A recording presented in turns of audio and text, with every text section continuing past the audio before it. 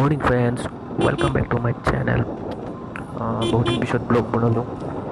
Last 15 আগষ্টত এটা blog মানে বনাইছিলোঁ।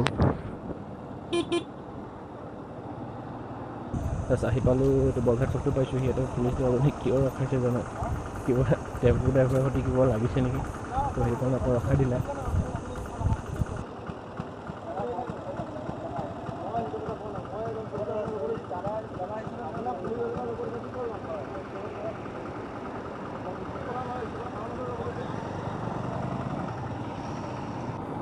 এতিয়া এইটো আহি পালোঁ, কি জেগাৰ নাম নাজানো। পুৰা গাঁৱৰ ভিতৰত আহি আছোঁ। ৰাস্তাৰ কণ্ডিশ্যনটো একেবাৰে লেতেৰা হয়, মানে ৰাস্তাৰ পৰা নাই বুলি ক'ব লাগিব।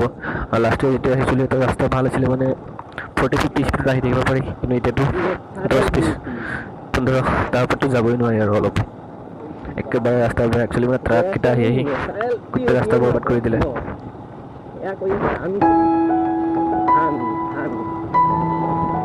ভাল হ'লে আহি ভাল লাগিব। চ' ইয়াতে আহি পাই গ'লোঁ জাষ্ট পানী মূৰত। ষ্টেপটোৰ তলত নামি গৈ আছোঁ। লগৰটো আছে, অলপ আগত আছে মানে সি।